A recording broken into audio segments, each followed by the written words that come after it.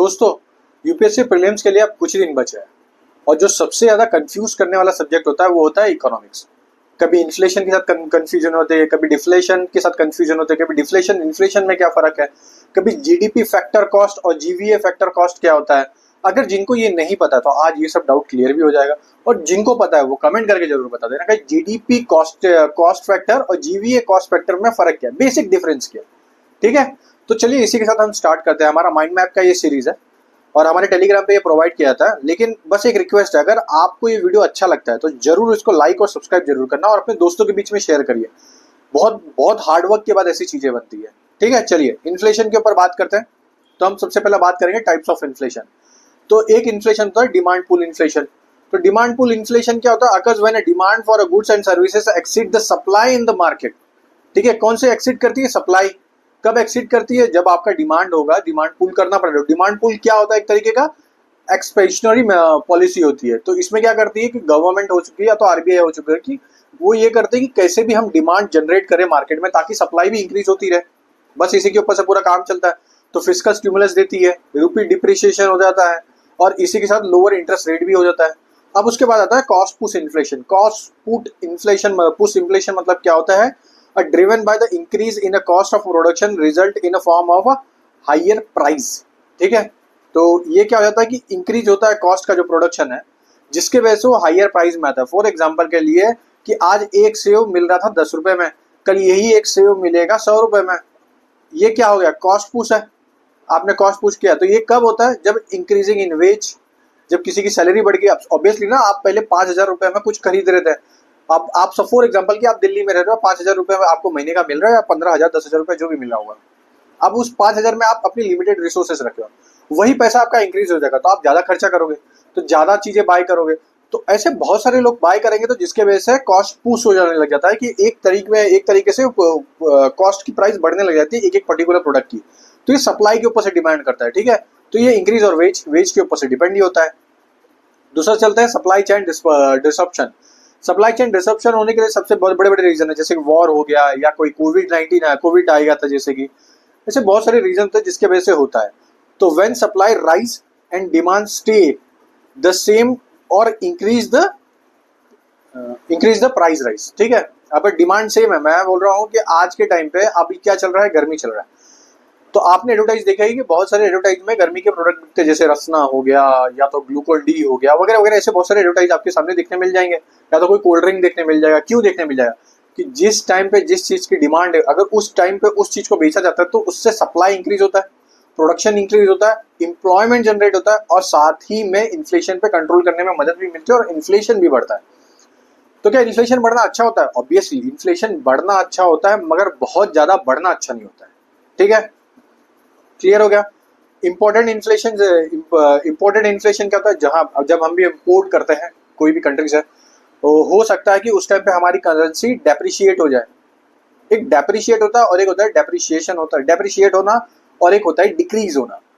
तो करेंसी की value decrease होना और डेप्रिशिएट होना, अगर किसी को ये पता तो जरूर कमेंट करके दोनों बता देना मुझे। ठीक है, तो जब when the countries currency depreciate, market foreign goods more expensive हो जाता है। तो जिसके वजह से हमें, फॉर एग्जाम्पल कि हम एडिडास का शूज कहीं फॉरेन से मंगा रहे, वो 100 रुपए का था पहले, अब अपनी करेंसी का भाव गिर गया। पहले $1 बराबर 70 रुपया, अब $1 बराबर 80 रुपया हो गया। अब मुझे 10 रुपया एक्स्ट्रा पे करना पड़ेगा, इसी के साथ टैक्स भी पे करना पड़ेगा एक्स्ट्रा उस 10 रुपए के ऊपर भी। तो अप्रोक्सीमेटली मुझे 12 रुपया एक्स्ट्रा पे करना पड़ेगा। समझ गए? तो ऐसे चलता है। समझ गए ये वाला? चलिए, अब की terms of terminology of inflation में एक तो होता है स्क्यू इन्फ्लेशन। वो क्या होता है? Specific item a price rise while on the other जो आइटम्स होते हैं रिमेन अनचेंज। फॉर एग्जांपल के लिए टॉप मिशन क्या है? टॉप मिशन क्या है? Tomato, onion, potato. अब ये क्या करते हैं? ये स्क्यू इन्फ्लेशन कर देता है। क्यों करता है? क्योंकि पर्टिकुलर एक वेजिटेबल्स को लेके प्राइस हमेशा मार्केट में इंक्रीज होती रहती है। तो टॉप उसका एक सबसे बड़ा टारगेट है। तो टॉप को कंट्रोल करने के लिए एक तरीका होता है। तो ये एक एग्जांपल हो गया। ठीक है, स्टैग इन्फ्लेशन क्या होता है? देखिए, inflation occurs during the stagnant economy, high unemployment और स्लो इकोनॉमिक ग्रोथ। ठीक है, हाई अनएम्प्लॉयमेंट चल रही है और स्लो इकोनॉमिक ग्रोथ चल रही है। तो अब आप यहाँ पे आपको तुरंत दिमाग में आना चाहिए, दो पॉलिसी होती है, एक होती है फिस्कल पॉलिसी, एक होती है मॉनेटरी पॉलिसी। जब मॉनेटरी पॉलिसी फेल हो जाती है तो वो होता है स्टैगफ्लेशन। और जैसी मॉनेटरी पॉलिसी और फिस्कल पॉलिसी दोनों साथ में काम करने लग जाते तो स्टैगफ्लेशन से लड़ने मिल जाता है। समझ गए? ठीक है। डिसइंफ्लेशन, देखिए डिसइंफ्लेशन और डिफ्लेशन। डिसइंफ्लेशन क्या करता है? Reduction in the rate of inflation not prices. वो इन्फ्लेशन का रेट स्लो कर देता है। ठीक है, अभी फॉर एग्जांपल कि आपने 100 रुपए की आज कोई प्रोडक्ट लिया है, अगले साल वो 110 रुपए की हो जाएगी, उसके अगले साल वो 112 रुपए की होगी, उसके अगले साल वो 113 रुपए की हो जाएगी। तो उसने एक एक रुपया करके कम किया ना, पहले 10% था, उसके बाद कुछ 2% किया, फिर 1% किया। तो डिफ्लेशन ये करता है कि धीरे धीरे स्लो करता है। ठीक है, डिसइंफ्लेशन। ठीक है, अब डिफ्लेशन क्या करता है? डिफ्लेशन मतलब समझ जाइए कि एक बलून है आपके हाथ में, बलून छोड़ दीजिए, बलून, हाँ चलिए, एक बलून है आपके हाथ में, मैं बलून के एग्जांपल से आपको समझाता हूँ। एक बलून है, उस बलून में आप हवा भरते जा रहे हो, एक टाइम पे वो बड़ा हो जाएगा तो बड़ा अच्छा दिखता है। ये हो गया आपका इन्फ्लेशन, जब पूरे बलून को भरा जा रहा है। अब इसको और फुलाओगे तो फूट जाएगा, तो ये हो गया अपना इकोनॉमिक बर्स्ट, जब अपनी इकोनॉमी की हालत खराब होगी। इसी बलून में मैं एक छोटा सा ऊपर से छेद करके रखा हूं जिधर से हवा निकल रही है, ये हो गया आपका डिसइंफ्लेशन। समझ गए इन्फ्लेशन और डिसइंफ्लेशन। अब आते हैं डिफ्लेशन। डिफ्लेशन क्या करता है? अब इसी बलून को मैं हवा धीरे धीरे छोड़ दे रहा हूं, तो हवा नीचे से धीरे धीरे निकल रही है, मगर बलून छोटा होते जा रहा है, इकोनॉमिक छोटे होते जा रही है। तो यहाँ पे नुकसान क्या होता है कि प्रोडक्ट चीपर होते जाता है। मतलब 100 रुपए में जो पहले प्रोडक्ट मिला था वो अगले साल 90 रुपए में मिलेगा, उसके अगले साल 80 रुपए में मिलेगा, उसके अगले साल 70 रुपए में मिलेगा। तो आपको क्या लग रहा है ये अच्छा होता है? नहीं, ये इकोनॉमी के लिए बहुत खराब होता है। अगर आदमी को ऐसा लगता है कि आज कोई प्रोडक्ट 80 रुपए में मिल रहा है और कल को वही प्रोडक्ट 70 रुपए में मिलेगा या 40 रुपए में मिलेगा, 30 रुपए में मिलेगा, तो आदमी खर्चा करने से रोकता है अपने आप को। समझ गए? तो इसके लिए गवर्नमेंट क्या करती है? इसके लिए गवर्नमेंट अपना एक मिशन लॉन्च करती है जिसको बोल देते हैं हम अपनी तरफ से रिफ्लेशन। रिफ्लेशन क्या करता है? पूरा उल्टा करता है। इसमें गवर्नमेंट की तरफ से सपोर्ट आता है कि गवर्नमेंट फिर बैंकिंग इंडस्ट्रीज को लेके आती है, अदर इंडस्ट्रीज को लेके आती है, ताकि वो प्रमोट करे कि कैसे हम पैसा एक पब्लिक के बीच में घुमाएं ताकि पब्लिक खरीदे। भले ही वो सस्ता होगा मगर पब्लिक खरीदे। तो गवर्नमेंट प्राइस कंट्रोल करना चालू करती है। इसके लिए आपको सब बहुत सारी चीजें सुनाई देती है कि इंडस्ट्रीज में ये प्राइस कंट्रोल हुई, ये प्राइस कंट्रोल हुई, बिकॉज ऑफ कि डिफ्लेशन बहुत ज्यादा ना हो जाए और इसके वजह से इकोनॉमी की प्रोडक्शन, डिमांड और सप्लाई ये तीनों खराब ना हो जाए। समझ गए? चलिए, अब डेप्रिसिएशन देखिए। Prolong down terms in economic activity, high unemployment, low consumer demand and reduction industries production. ठीक है, ये हो गया। चलिए, ओके, ये टर्मिनोलॉजी हमने बता दिया, कॉस्ट पुश भी बता दिया। अब यहाँ पे चलते हैं हम based on speed of inflation. Sorry, creeping inflation. तो क्रीपिंग इन्फ्लेशन क्या? तो 1 to 4 एनुअल जो रेट से इन्फ्लेशन इंक्रीज होता है उसको वो बोल देते हैं। वॉकिंग इन्फ्लेशन जो 2 to 10% से होता है। रनिंग इन्फ्लेशन जो 10 से 20% से इंक्रीज होता है। फिर गैलोपिंग इन्फ्लेशन जो 20 to 100% एनुअल इन्फ्लेशन रेट से इंक्रीज होता है। ये अगर होता है एट रैपिड पेस, मतलब फॉर एग्जांपल जैसे जाम्बिया हो गया जहाँ पे ब्रेड 1-1 लाख रुपए की आती है, तो वहां पे क्या हो गया? इन्फ्लेशन 100% से इंक्रीज हो रहा है हर साल। अभी 100 है, अगले साल 200% हो जाएगा, तो बहुत ज्यादा खराब हालत है। हाइपर इन्फ्लेशन क्या होता है? देखिए बहुत इंपॉर्टेंट है हाइपर इन्फ्लेशन, ध्यान से सुनिएगा। Usually exceed 100% annual inflation, uncontrollable inflation हो जाता है और कॉजेज सेवरल क्राइसिस आ जाती है। हाइपर इन्फ्लेशन, एक मिनट आप दोस्तों,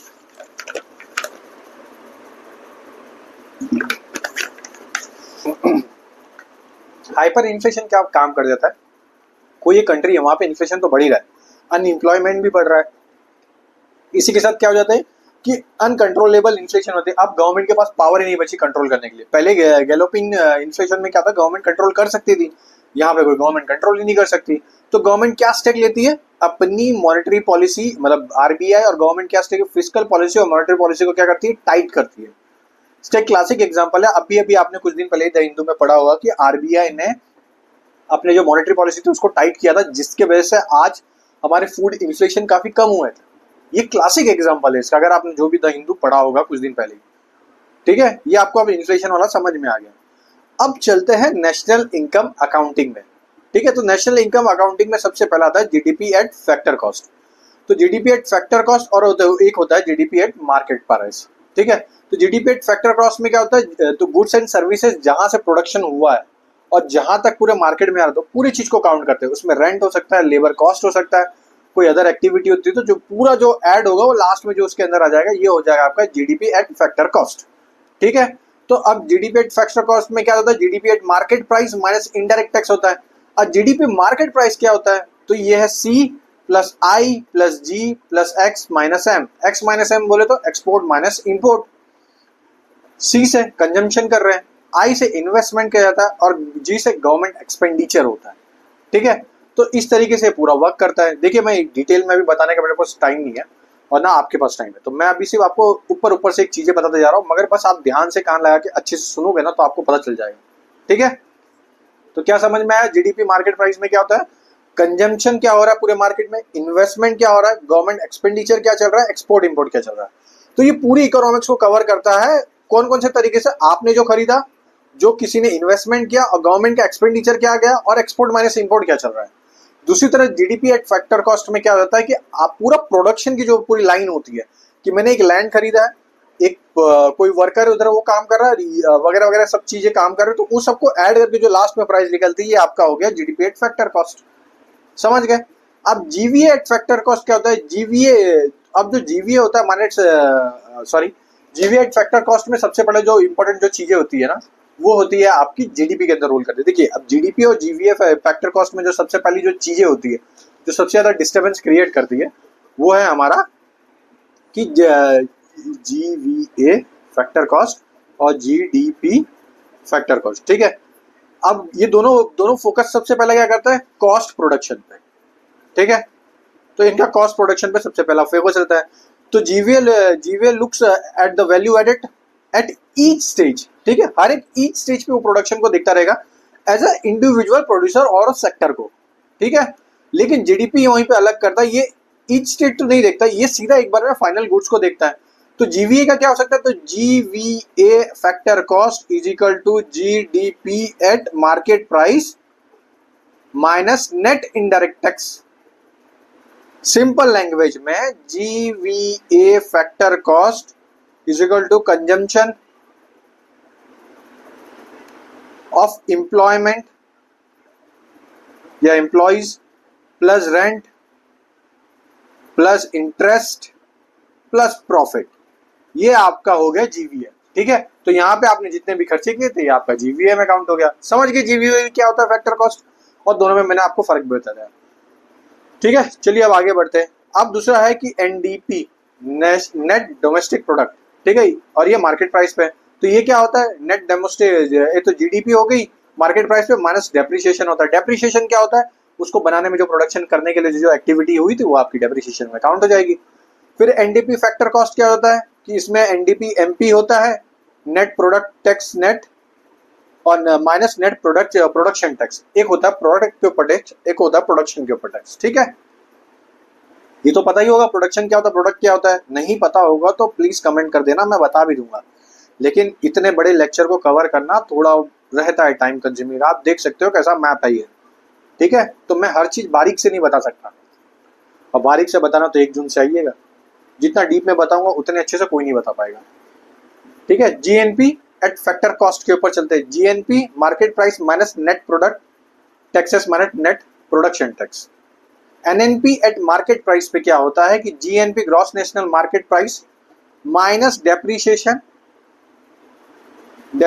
फिर एनडीपी प्लस एनएफआईए के, ये कहां से जाएगा, ये पूरा एनएनपी को कवर करता है। ठीक है,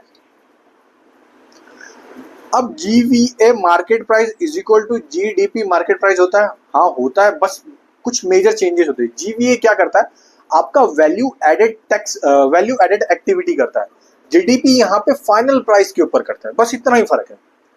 ये केला, सॉरी, ये बनाना, एक आपके सामने ये बनाना है। ठीक है, अब ये बनाने का काम क्या होता है कि ये फार्मर ने एक बीज ला के लगाया, खेती हुई, तो जीवीए क्या कर रहा है, एक एक चीज को काउंट कर रहा है। ठीक है, तो हर एक चीज में जो जो एक्टिविटी हो रही है वो सब चीज को काउंट कर रहा है। जीडीपी क्या कर रहा है, पूरा बनाना बन के तैयार हो गया, फार्मर के पास आ गया, फार्मर ने दिया किसी एपीएमसी मार्केट में 20 रुपए का, और अब हमारे पास आ रहा है 40 रुपए का, तो वो 40 रुपए का बनाना हमने खरीदा, तो जीडीपी यहाँ पे 40 रुपए पे काउंट करेगा। समझ गए, चलिए इतना समझ गए हो तो बहुत अच्छी बात है, और बाकी सब फॉर्मूला देखते रहना। चलिए अब चलते हैं मॉनेटरी पॉलिसी के ऊपर। तो आरबीआई की मॉनेटरी पॉलिसी कमेटी होती है, कि कब बनी थी गवर्नमेंट ऑफ इंडिया एक्ट 1934 के थ्रू पे बना दी, 2016 में स्टैब्लिश होकर चालू हो गई थी। एक बार यूपीएससी में क्वेश्चंस भी आया। ये क्या करती है, रेपो रेट डिसाइड करती है और गाइडलाइन देती है पॉलिसी को कैसे हम स्टिमुलेट ग्रोथ कर पाए। ठीक है, कितने मेंबर होते हैं, 6 मेंबर होते हैं, गवर्नर होते हैं, डिप्टी गवर्नर होते हैं, ये 1 ऑफिशियल मेंबर होता है और 3 गवर्नमेंट नॉमिनीज होते हैं कि गवर्नमेंट अपनी तरफ से नॉमिनी अपॉइंट करती है। Governor has a casting vote, obviously रहेगा ही, एटलीस्ट 4 टाइम ईयर, हर एटलीस्ट कम से कम 4 टाइम होती है। क्या करती है, इसका सबसे इन्फ्लेशन रेट टारगेट कब तक रखती है, 4% से ±2%। ठीक है, इससे ज्यादा जाएगा तो फिर हो जाएगा। और इसी के साथ मुझे आप ये भी बता दीजिए और कौन सा एक एक्ट है जिसको हम शायद से FRBM एक्ट बोलते हैं, वो FRBM एक्ट कब आया था, पहली चीज। उसके अंदर इन्फ्लेशन की सीलिंग क्या रखी या इन्वेस्टमेंट की सीलिंग क्या रखी, ये जरूर मुझे कमेंट करके बताना।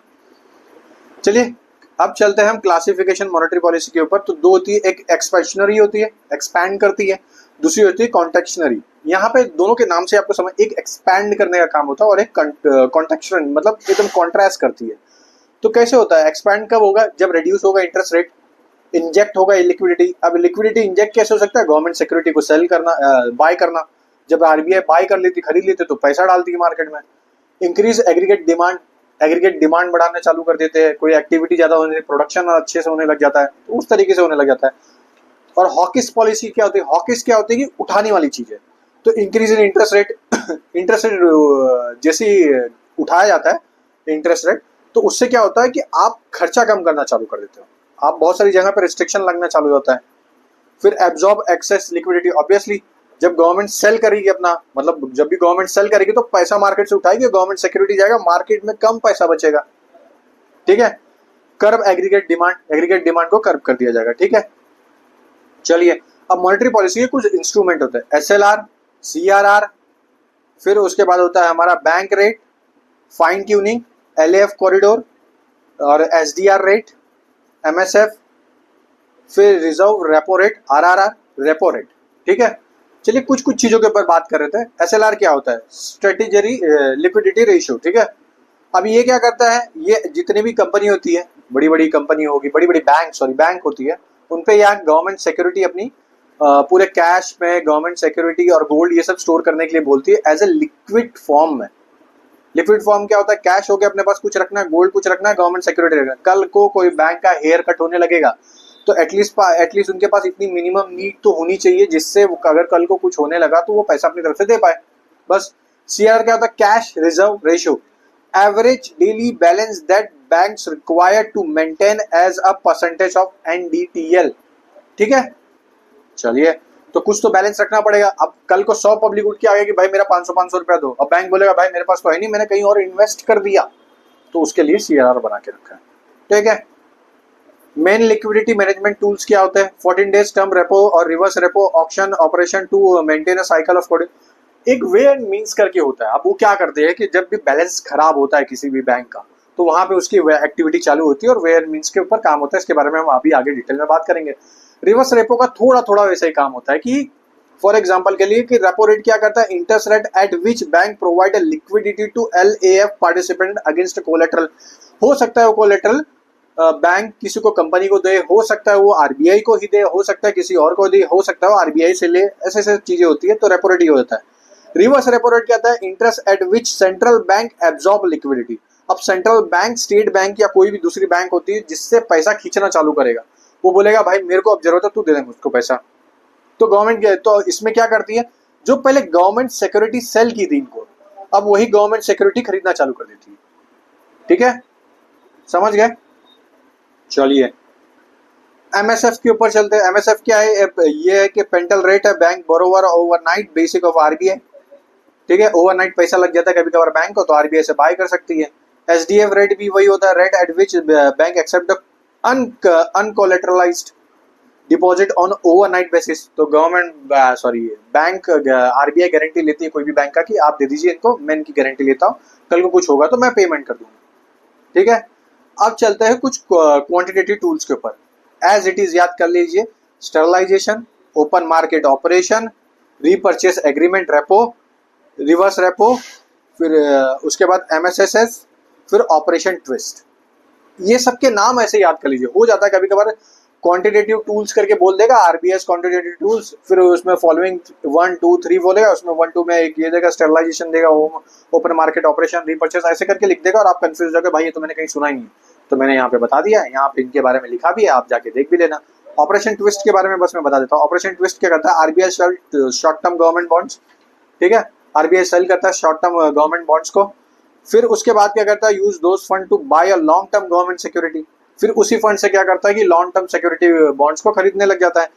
तो इससे क्या होता है, लॉन्ग टर्म जो इंटरेस्ट रेट है without affecting the short term interest rate, ठीक है। अब ये कैसे होता है, इसके लिए आपको खुद से देखना पड़ेगा, मैं हर चीज अब नहीं बता सकता क्योंकि टाइम बहुत कम है।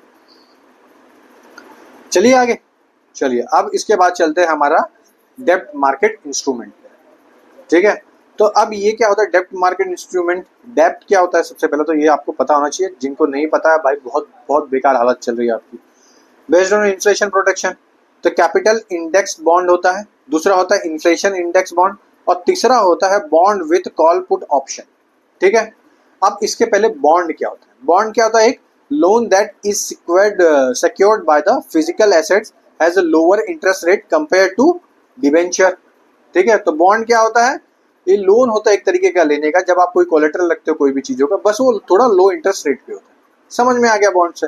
तो बॉन्ड के 3 टाइप हो गए, एक तो सोवरिन गोल्ड बॉन्ड हो गया, ग्रीन बॉन्ड हो गया, मसाला बॉन्ड हो गया, कैपिटल इंडेक्स बॉन्ड हो गया, इन्फ्लेशन इंडेक्स बॉन्ड हो गया, bonus call and put bond हो गया, फिक्स रेट बॉन्ड हो गया, फ्लोटिंग रेट हो गया। अब ऐसे बहुत सारे बॉन्ड है, हम सब बॉन्ड के बारे में एक एक करके बात करते हैं। सबसे पहला बात करते हैं सोवरिन बॉन्ड के बारे में, ठीक है। तो गवर्नमेंट सिक्योरिटी जिसको बोलते हैं dominated in the gram of golds, तो गोल्ड के एक सोवरिन गोल्ड बॉन्ड लाया गया कि अब कोई पब्लिक अगर गोल्ड नहीं खरीदता वो बॉन्ड खरीद ले तो उसकी इक्वल वैल्यू गोल्ड की रहेगी, जितना गोल्ड का प्राइस बढ़ेगा वो तो आपको मिलेगा ही मिलेगा, साथ में इंटरेस्ट रेट भी मिलेगा, ठीक है। उसके बाद आता है ग्रीन बॉन्ड, जो भी एक्सक्लूसिवली यूज होता है ये financial green projects such as renewable energy projects, climate change, reducing fossil fuels and emission, बाकी बाकी सब चीजों के लिए। कि अब कोई अडानी कंपनी ने बोला कि आज मैं रिन्यूएबल एनर्जी कहीं पे बैठाऊंगा, उस रिन्यूएबल एनर्जी के लिए मैं एक ग्रीन बॉन्ड निकाल रहा हूँ, उस ग्रीन बॉन्ड को मैं घुमाते रहूंगा, समझ गए। चलिए कैपिटल इंडेक्स बॉन्ड क्या होता है, principal of that bond is link to except index of inflation with a view of a protection of investor.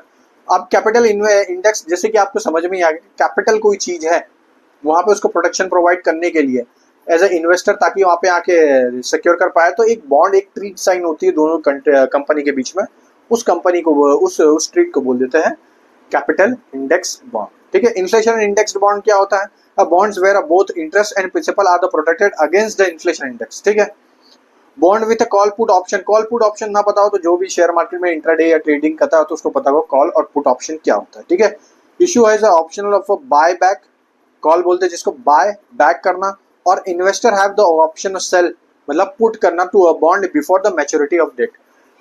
अब जो ज्यादा होशियार भी बन रहा होगा तो मेरे को सिर्फ इतना बता दें कि बॉन्ड यील्ड क्या होती है, यहाँ पे इसी चीज के ऊपर बात किया है, maturity of the bond. Bond yield जिनको पता है वो अभी तक ये तीनों के बारे में समझ जाएगा, अगर जिनको बॉन्ड यील्ड नहीं पता है भैया बहुत बड़ी प्रॉब्लम है। फिक्स रेट बॉन्ड क्या होता है, a coupon rate at a fix and the maturity of bond, ठीक है। तो फिक्स रेट हो जाएगा, 100 रुपये में गवर्नमेंट दे रही है, आप बोलिए कि इसके ऊपर 110 रुपया मिलेगा, लेकिन गारंटी भले मेरी इकोनॉमिक गिर जाए मगर मैं 110 तो दूंगी, ये फिक्स रेट होता है। Floating rate of bond market के हिसाब से चलता है, ऊपर नीचे होता रहता है, कूपन रेट के ऊपर से डिसाइड होता है। कूपन रेट और बॉन्ड यील्ड ये दोनों एक दूसरे के क्या है, इन्वर्सली रिलेटेड है कि रिलेटेड है, ये जरूर बताना। जीरो कूपन बॉन्ड क्या, sold on discount at a purchase face value, पे नो इंटरेस्ट, कोई इंटरेस्ट नहीं है। फॉर एग्जाम्पल मैं एक श्याम हूँ, 100 रुपये में खरीदा हूँ, एक राम है 100 रुपये में खरीदा है, अब 110 रुपए की बात हुई थी कि मिलेगा जब तुम 1 साल के ऊपर हो जाएगा, मगर श्याम ने क्या किया, उसको किसी और को बेच दिया 100 रुपये में, और उसका 100 रुपया तो उसको मिल गया मगर उसका नुकसान ही हुआ ना इन्फ्लेशन के हिसाब से, तो जीरो कूपन बॉन्ड हो गया वो। नेगेटिव यील्ड बॉन्ड, यील्ड पता होना चाहिए, और कन्वर्टेबल बॉन्ड, ठीक है। कन्वर्टेबल बॉन्ड मतलब मेरे नाम से फिर दूसरे के नाम से चला जाएगा, किसी कंपनी के नाम पे किसी दूसरे कंपनी के नाम पे चला जाएगा, प्राइस इंक्रीज हो सकती है, ये सब चीजें होता है, ठीक है। चलिए अब डिबेंचर के ऊपर चलते हैं। बॉन्ड तो पता चल गया, डिबेंचर क्या होता है, not secure by the physical assets or collateral backed only by the general credit worthless and reputation of issued. तो डिबेंचर कोई कंपनी के रेपुटेशन के बेस पे या तो उसके रेटिंग के हिसाब से मिलता है, तो ये कन्वर्टेबल भी हो सकता है, नॉन कन्वर्टेबल भी हो सकता है, ठीक है। अब चलते हैं हमारे पास बैलेंस ऑफ पेमेंट के ऊपर। ठीक है, बैलेंस ऑफ पेमेंट में जो सबसे बड़ा दो चीज होती है, एक होती है करंट अकाउंट, दूसरी होती है कैपिटल अकाउंट। तो करंट अकाउंट में ज्यादातर आपका एक्सपोर्ट इंपोर्ट की सब चीजों को देखा जाता है, उसमें आपका नेट इंपोर्ट कितना हो रहा है, एक्सपोर्ट क्या हो रहा है, सर्विसेज का क्या रोल है, वो सब चीजें। तो इसमें record flow of the goods and services and income exclude the financial transaction over the period of time. किसको एक्सक्लूड किया जाता है? Financial transaction over the period of times को। ठीक है, अब इसके अंदर एक होता है विजिबल, एक होता है इनविजिबल। इनविजिबल में आपका आता है आईटी सेक्टर, इनविजिबल में नॉन फैक्टर इनकम में आता है आपका आईटी सेक्टर, जो सबसे बड़ा कंट्रीब्यूशन करता है हमारे करंट अकाउंट डेफिसिट में, जिसके वजह से हमारा करंट अकाउंट डेफिसिट बहुत कम जाता है, बहुत कम नेगेटिव में रहता है। ठीक है, समझ में आ गया? चलिए, बहुत अच्छी बात है। चलिए, फैक्टर इनकम में क्या होता है? अर्निंग होती है from the ways, rent, interest, dividend, dividends. ठीक है, तो रेंट कैसे लेंगे भाई? किसी ने अपनी कोई चीज बेची होगी और वो चीज गई होगी वहां पे दूसरी कंट्री में, वो दूसरी कंट्री उसका रेंट पे करेगी। हो सकता है किसी आदमी ने जमीन खरीदा होगा फॉरेन में, उस फॉरेन की जमीन का वो लैंड का रेंट ले रहा है, बस इतना ही है। विजिबल ट्रेड क्या होता है? Goods Saint other the countries. India top exporter destination कौन कौन से हैं? फिर से एक्सपोर्ट डेस्टिनेशन कौन कौन से? USA, UAE, Netherlands, UK, China. Import में सबसे ज्यादा पहले यूएस था, अब चाइना हो गया है, फिर यूएस है, सॉरी पहले से ही चाइना है, चाइना हो गया, फिर यूएसए है, फिर यूएई है, फिर सऊदी अरेबिया। ओवरऑल ट्रेड में चाइना हो गया, पहले यूएस था, अब चाइना हो गया, फिर यूएसए आ गया। ठीक है, चलिए आपका करंट अकाउंट भी हो गया। अब चलते हैं कैपिटल अकाउंट। कैपिटल अकाउंट में कुछ इसके आर्म्स होते हैं, जैसे FDI, foreign direct investment, FPI, ECB, और उसके बाद फॉरेन करेंसी कन्वर्टेबल बॉन्ड और एनआरआई डिपॉजिट। एनआरआई डिपॉजिट अपने करते हैं, उसके थ्रू पे अपने यहाँ पे पैसा आता है, उसी पैसे से हमारे यहाँ पे डेवलपमेंट होने लगता है। तो ये एक हो गया कैपिटल अकाउंट का पार्ट। तो NRI receive the money is the part of capital account. बस इतना आपको पता है, आपने बहुत सारी चीजें सॉल्व कर ली। फिर उसके बाद आता है हमारा एफडीआई। एफडीआई क्या होता है? लॉन्ग टर्म इन्वेस्टमेंट होता है। अगर कोई कंपनी आएगी एफडीआई लगाएगी तो हो सके उनको 49% तक का मिलता है शेयर, तो 49% तक करती है, तो जिसके वजह से वो जब अपना कोई फिजिकल एसेट्स लगाती है तो वो एफडीआई में काउंट हो जाता है, ताकि वो छोड़ के भागे ना। एफपीआई, इसके बारे में हमने एक बार ऑलरेडी बात कर भी चुका है एमसीक्यू के फॉर्म में, जब यूपीएससी का प्रीवियस ईयर के क्वेश्चन पेपर में पूछ रहा था, तो ये एफडीआई वाला लॉजिक वहां पे बैठा। ठीक है, एफपीआई पे चलते हैं, short term investment in the financial assets like stocks and bond पे। तो ये हॉट मनी होता है। ठीक है, ये हॉट मनी होता है। आज पैसा है, कल को कोई इन्वेस्टर लेके भाग लेगा। ठीक है, ये हॉट मनी होता है, इसलिए इसमें कोई शेयर वेयर का कुछ उतना नहीं रहता है। फिर एक होता है inflow due to a sale और बोरोइंग अगेंस्ट द, ठीक है, ये आप देख लेना, इतना इंपॉर्टेंट नहीं था। अब कुछ आर्म्स के ऊपर चलते हैं, जो इंटरनेशनल इंस्टीट्यूशंस के कुछ आर्म्स है। ठीक है, तो सबसे पहले हम बात करते हैं यूएनसीटीएडी। यूएनसीटीएडी कब स्टैब्लिश हुआ था? 1964 में। ठीक है, एज इट इज याद कर लेना। जेनेवा जनरल असेंबली यूएन का है, कितने मेंबर है? 195 मेंबर है इसके। ठीक है, अब यूएन का हेडक्वार्टर कहाँ है ये जरूर मुझे कमेंट करके बताना। वर्ल्ड ट्रेड ऑर्गेनाइजेशन डब्ल्यूटीओ 1995 में, इसके पहले 1995 के पहले गैट बना था, फिर गैट के बाद ये ट्रांसफर हुआ 1995 में, डब्ल्यूटीओ बन गया। ऑब्जेक्टिव क्या है इसका? ये फैसिलिटेट करता है international trade by the reducing trade barrier, promote non discretionary trade practice, enhance economic development generally, और रिजॉल्व द ट्रेड डिस्प्यूट्स। ठीक है, कितने मेंबर है? 166 मेंबर इसके अंदर। अब जो वर्ल्ड बैंक है, वर्ल्ड बैंक कब किससे आया था? ब्रेटन वुड कॉन्फ्रेंस से आया था। ब्रेटन वुड कॉन्फ्रेंस से दो ऑर्गेनाइजेशन सबसे बड़ी बनी थी, एक वर्ल्ड बैंक बना था और एक आईएमएफ बना था। यहाँ पे लिखा नहीं इसलिए मैं आपको बस एक्स्ट्रा बता दे रहा हूँ। तो इनका दोनों का हेडक्वार्टर कहाँ पे? सेम चीज है, वॉशिंगटन डीसी में। कब स्टैब्लिश हुआ? दोनों के दोनों 1944 में बना था। ठीक है, objective to reduce the poverty and promote the sustainable development in the developing countries. ठीक है, ये इसका है। अब आईएमएफ का देखिए, promote a global monetary corporation, stabilise exchange rate, provide resources to manage a countries with BOP issue. कौन सा? BOP issue. यहाँ पे क्या करता है? पावर्टी, सबसे पहले पावर्टी को फोकस में रखता है। पावर्टी हो गई आपकी, और उसी के साथ में वो प्रमोट करे एज अ सस्टेनेबल डेवलपमेंट। कहाँ पे? डेवलप्ड कंट्री में नहीं, डेवलपिंग कंट्रीज में। ठीक है, तो वर्ल्ड बैंक में कितने मेंबर है? 189। अब बात आता है कि आईएमएफ में जो मेंबर भी होते हैं, यहाँ पे होता है आपका स्पेशल ड्रॉइंग राइट्स होते हैं। हर एक कंपनी, हर एक कंट्री का कुछ पर्टिकुलर शेयर यहाँ पे स्टोर होता है। जैसे यूएस का सबसे ज्यादा है, फिर चाइना का है, फिर रशिया, फिर इंडिया, ऐसे करके सबका एक स्टोर हुआ है। ठीक है, तो ये हो जाता है, और इसका भी हेडक्वार्टर कहाँ है? वॉशिंगटन डीसी में। अब वर्ल्ड बैंक के 5 आर्म्स है, जिसमें आईबीआरडी 1944 सबसे पुराना है, यही बाद में कन्वर्ट होकर वर्ल्ड बैंक बना। आईएफसी 1956 में बना। मीगा 1988 में बना, IDA 1960 में, और ICSID बना 1966 में। सबसे जो इम्पोर्टेंट है IBRD और मीगा। मीगा क्या करता है? Political risk insurance in the developing countries, ये सब कुछ होता है इसके अंदर। इंडिया इसका मेंबर है। अब IBRD में क्या होता है? इस developed loan for a middle income countries को देता है IBRD, मिडिल इनकम। IFC क्या होता है? Growth of a private sector in developing countries. ठीक है, इंडिया इसका भी मेंबर है। इंडिया लगभग सबका मेंबर है, सिर्फ किसका नहीं है? ICSID का मेंबर नहीं है। याद रखना, पांचों आर्म्स का नहीं है, सिर्फ ICID का नहीं है, ICSID का नहीं है बस।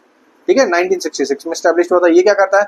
Arbitration for the investment disputes in developing countries. ठीक है, जितने भी आर्बिट्रेशन होते हैं, इश्यूज होते हैं, कोई केस करता है तो उसके लिए देखेगा। ठीक है, चलिए नेक्स्ट पेज पे चलते हैं, और ये हमारा लास्ट पेज है, और ये सबसे इंपॉर्टेंट भी है क्योंकि यहाँ से क्वेश्चन आता है। अगर अभी तक आपको वीडियो अच्छा लगा ना, please please please like, share और कमेंट। बोलना पड़ता है यार, क्या करूँ, आप लोग कुछ करते नहीं। चलिए ह्यूमन कैपिटल के ऊपर पढ़ते हैं।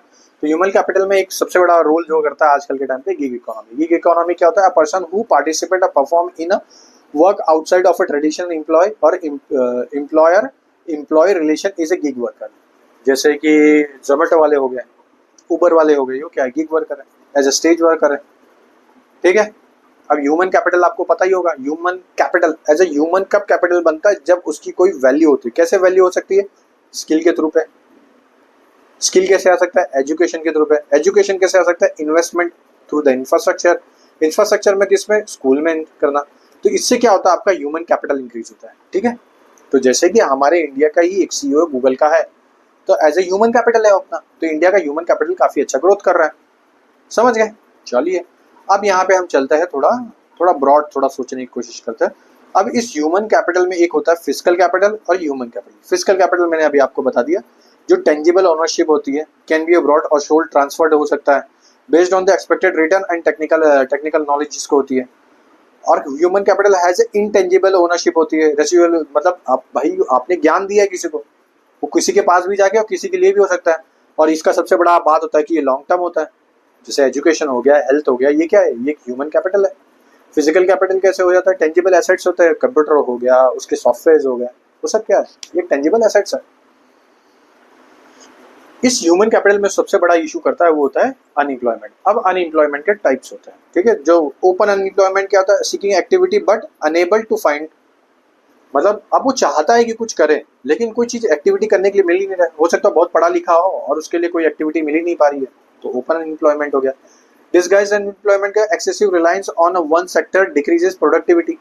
अब कोई पूरा एक ही सेक्टर में लग गया, पूरा परिवार वही काम कर रहा है। फॉर एग्जांपल फार्मिंग हो रही है तो पूरा परिवार मिलकर सिर्फ एक ही आदमी कर रहा है, पूरा एक खेत में ही लग गया, तो ये हो गया आपका डिसगाइज्ड अनएम्प्लॉयमेंट। ठीक है, सीजनल अनएम्प्लॉयमेंट क्या होता है? सीजनल, इसके नाम से ही पता चल गया। अब people migrate due two off season.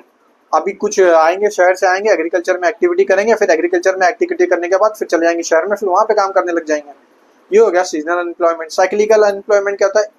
In a business cycle when unemployment rise during economic recession and decline with the economic growth. ये हो गया आपका साइक्लिकल अनएम्प्लॉयमेंट। टेक्नोलॉजिकल अनएम्प्लॉयमेंट क्या था? Loss job due to a change of technology. For example AI आ गया, AI ने बहुत सारे लोग की जॉब खा गया, आपका होगा टेक्नोलॉजिकल अनएम्प्लॉयमेंट। आज के टाइम पे टर्म बहुत ज्यादा यूज होता है, एज इट इज मैं तो बोल रहा हूँ, इंपॉर्टेंट है, इसको स्टार मार्क कर लीजिए। चलिए स्ट्रक्चरल अनएम्प्लॉयमेंट क्या होता है? ये होता है मिसमैच ट्रेंड होता है between the job availability and market and skill availability of work. अब इसके बीच में क्या होता है कि बहुत बार अब आपने ग्रेजुएशन किया, आप बोलोगे भाई मैं गोनी क्यों उठाऊं, है ना? तो ये स्ट्रक्चरल अनएम्प्लॉयमेंट हो गया कि आपको आपके पढ़ाई के हिसाब से जॉब नहीं मिल रहा है। अभी आप UPSC कर रहे हो, अब सोचोगे कहीं दूसरी जगह जाके जॉब करूं, तो आप बोलोगे भाई मेरे लेवल का तो जॉब नहीं मिल रहा है, तो ये हो गया स्ट्रक्चरल अनएम्प्लॉयमेंट। फ्रिक्शनल अनएम्प्लॉयमेंट कहते हैं a time lag between the searching a new job or between the switching to a job. Voluntary unemployment होती है ये, अपने जैसे लोग कुछ नहीं कर रहे, बस बैठ गए पढ़ रहे हैं, अब आज के टाइम पे पढ़ रहे हैं, तो ये हो गया अपना वॉलंटरी अनएम्प्लॉयमेंट। हम खुद अनएम्प्लॉयमेंट है, ठीक है, एम्प्लॉयड है। हो गया। चलिए थोड़ा और आगे बढ़ते हैं। डिस्ट्रिक्ट रूरल डेवलपमेंट एजेंसी के ऊपर बात करते हैं क्योंकि 2021 में ये क्वेश्चन आया था। Plan for effective implementation of anti poverty programme, coordinate with other government and non government agencies, act as a watch dog of a fund utilisation in programme. कौन करता है? फंड यूटिलाइजेशन क्यों करेगा? क्योंकि डिस्ट्रिक्ट लेवल पे देखना है। कौन देखता है? DM देखता है। मल्टी डायमेंशनल पॉवर्टी इंडेक्स कौन लेता है? नीति आयोग। 3 डायमेंशन है, 12 इंडिकेटर है, ठीक है। एजुकेशन, लिविंग स्टैंडर्ड और हेल्थ, ये 3 पैरामीटर है। ये सस्टेनेबल डेवलपमेंट के साथ मतलब कोलाइड हो जाता है। अब चलते हैं की टर्म्स किसके ऊपर है, पॉवर्टी के ऊपर, है ना। इसमें लिखा नहीं है, मैं बता देता हूँ, पॉवर्टी के ऊपर है। तो 3 ऐसे 5-4, इधर तो 4 ही है, ऐसे 5 कमेटी बनी थी। तो पहला अलग कमेटी, अलग कमेटी क्या होता है, पॉवर्टी लाइन डिसाइड करी थी न्यूट्रिशन बेसिस पे। सबसे पहली थी ये, जिसने बोला था कि रूरल में 2400 कैलोरीज होना चाहिए, अर्बन में 2100 कैलोरीज होना चाहिए। फिर कंप्यूटेड कंजम्पशन एक्सपेंडिचर किसके 1973 से 1974 प्राइस पे, और रूरल में कितना होना चाहिए 49 रुपीज़ पर मंथ। अगर कोई कमा रहा है तो गरीब नहीं है, उसके ऊपर जो कमाएगा वो गरीब नहीं है, जो उसके नीचे है वो गरीब है। सेम चीज़ अर्बन का है। लकड़ा वाला फिर कमेटी आई, इसने क्या है calorie based or norm but with a few changes. इसने few change, state specific poverty lines किया, CPI AL रखा मतलब रूरल के लिए, और CPI AW रखा अर्बन के लिए, ठीक है। Consumer price index, consumption price index. फिर आया तेंदुलकर कमेटी, ये आई 2009 में। तो ये एड्रेस क्या कि limitation in calories based or norm and reflected the changing consumption pattern. Consumption pattern देखिए कि अब तो फास्ट कंज्यूमिंग गुड्स भी आ गए थे मार्केट में। तो जब 1991 के बाद से जब हमारी ओपन इकोनॉमिक हुई, तो उसके बाद बहुत सारे फास्ट कंज्यूमिंग गुड्स आ गए, तो तेंदुलकर कमेटी अब उसको भी काउंट करने लगी।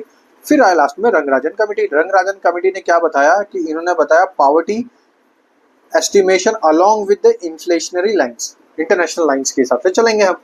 तो रूरल में 2155 कैलोरी, अर्बन में 290। अब मत ये पूछना कि रूरल में क्यों ज़्यादा कैलोरी है, अर्बन में क्यों कम है। अर्बन में फैसिलिटी ज़्यादा है, इसके लिए यहाँ पे कैलोरी कम जाएगी।